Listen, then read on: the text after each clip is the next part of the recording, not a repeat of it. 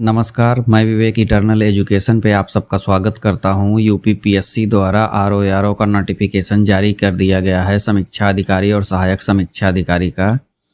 तो इसके बारे में हम चर्चा कर लेते हैं, इससे जुड़ी हुई सभी महत्वपूर्ण बातों को जान लेते हैं। और उससे भी पहले मैं आपको ये सूचित करना चाहूँगा कि अगर आपने OTR नहीं भरा है तो जल्द से जल्द जाके भर दें। और जिनको नहीं पता कि OTR कैसे भरा जाता है, उसके लिए हमारे चैनल पर वीडियो बना दी गई है, उसको आप देखें और इसको भर दें। ये जो नोटिफिकेशन के बारे में मैं बात करने वाला हूँ, इसकी महत्वपूर्ण बातों की चर्चा इसमें करेंगे। इसके जस्ट बाद आपको वीडियो मिल जाएगी कि इसका फॉर्म कैसे भरना है, एक एक स्टेप उसमें मेंशन्ड होगा, जिससे आपको कोई भी दिक्कत और परेशानी ना हो, आप अपने से भर सके और सारे डाउट उसमें क्लियर हो जाएंगे। तो पहले हम इसमें मुख्य चीज़ों के बारे में बात कर लेते हैं। फॉर्म भरने का माध्यम जैसा कि मैंने बताया OTR है, और OTR जिन्होंने न भरा वो जल्द से जल्द भरें, हमारी वीडियो को देखें। और कोई भी आपको समस्या होती है उसके लिए भी हम हैं। आपको OTR भरने में कोई समस्या होती है, आपको इसका फॉर्म भरने में कोई समस्या होती है, तो जो डिस्क्रिप्शन में जीमेल दिया हुआ है उस पर आप मेल करिए या उस मेल पे अपना नंबर भेज दीजिए, तो हम आपको कॉल करके गाइड कर देंगे। आपको हमारी तरफ से जो इन्फॉर्मेशन दी जाएगी, सहायता दी जाएगी, वो पूरी मन से और एकदम सही दी जाएगी। उसमें आपको कहीं भी गुमराह नहीं किया जाएगा 1%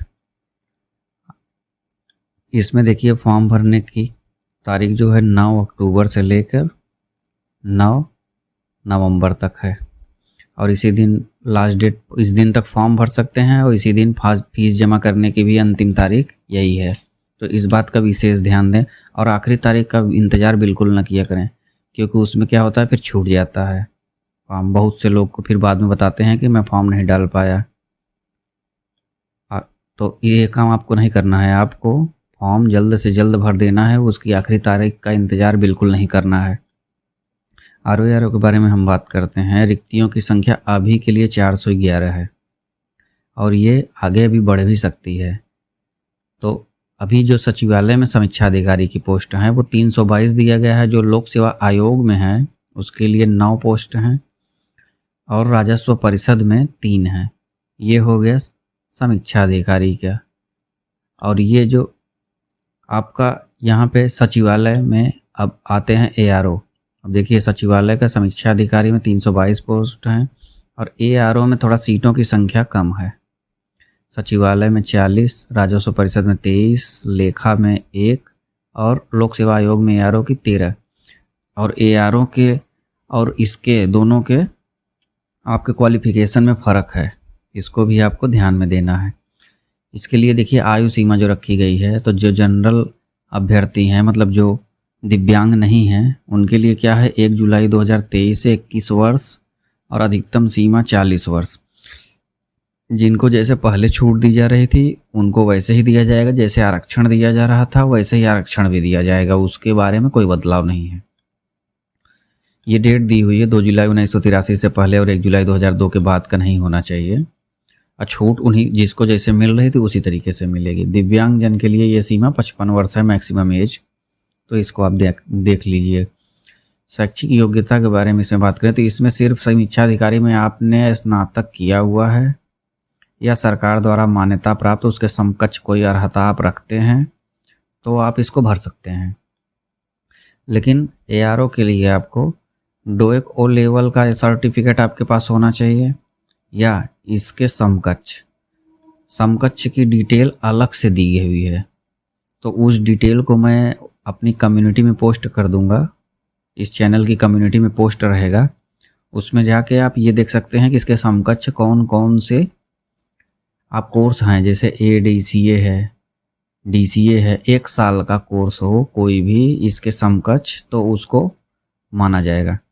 और इसमें टाइपिंग भी है, 25 शब्द प्रति मिनट हिंदी के लिए बोला गया है। अंग्रेजी, जिनको अंग्रेजी का नॉलेज है उनको क्या कहते हैं, वेटेज दिया जाएगा। तो जाहिर सी बात है, वैसे भी आयोग को ये चीज़ पता होनी चाहिए कि हमारे यहाँ तो सबसे पहले अंग्रेजी सीखते हैं तब हिंदी सीखते हैं। अंग्रेजी तो लगभग 90% लोगों को आती होगी और अंग्रेजी टाइपिंग ही सबसे पहले लोग शुरू करते हैं। ये आमतौर पर 25 शब्द प्रति मिनट हिंदी में मांगा गया है, बहुत ज़्यादा स्पीड नहीं है। एक नॉर्मल स्पीड मांगी गई है। अगर आप प्रैक्टिस डेली करते हैं, इसको 30 मिनट देते हैं डेली, तो आप अच्छे से अचीव कर सकते हैं इस स्पीड को। इससे और अच्छी स्पीड अचीव कर सकते हैं, क्योंकि मैंने ऐसा किया हुआ है, इसलिए मैं आपको बता रहा हूँ। आगे बढ़ते हैं। ये जो परीक्षा शुल्क के बारे में हम बात करते हैं, तो परीक्षा शुल्क इसकी रखी गई है, देखिए अनरिजर्व्ड और EWS कोटा OBC के लिए 125 रुपये है। 100 रुपये का फॉर्म है, 25 रुपये ये जो ऑनलाइन हैंडलिंग का फीस है वो रखा गया है। SC ST के लिए 65 है और हैंडीकैप्ड के लिए 25 है।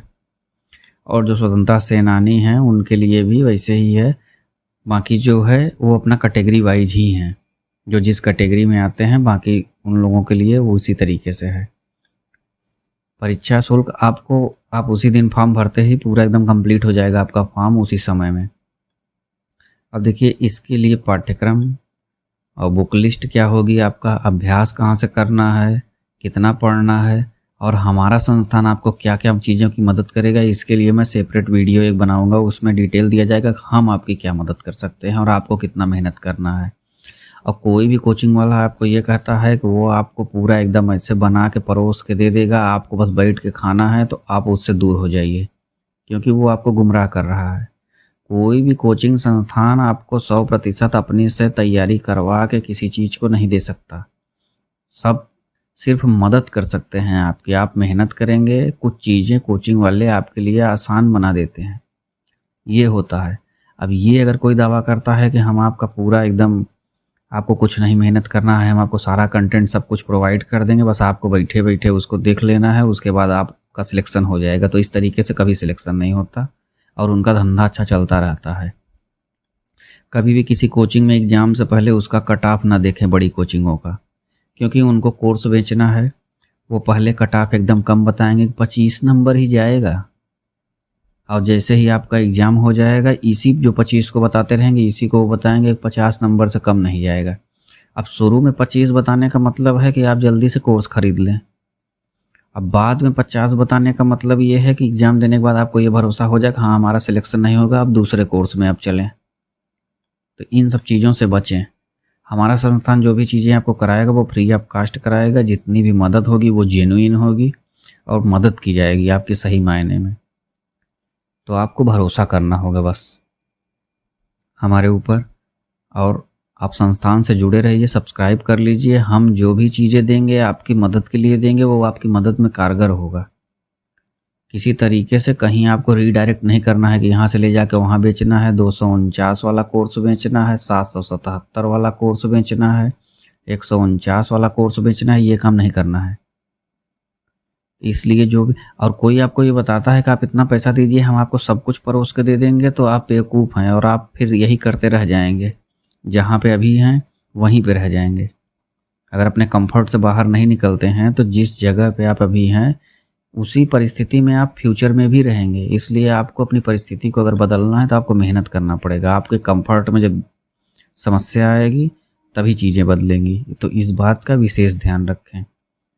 अब मैं अगली वीडियो में, इसके बाद ही अगली वीडियो आपको तुरंत मिल जाएगी।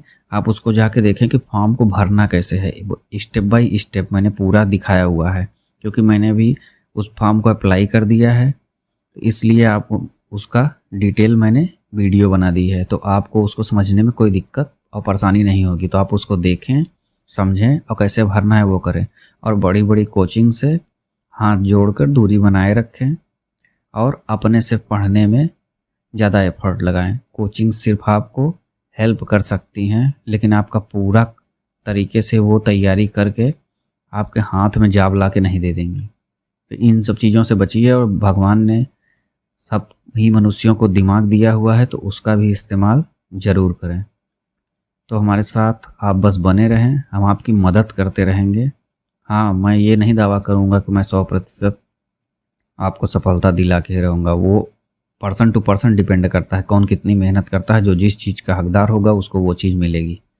हार्ड वर्क आपको करना पड़ेगा।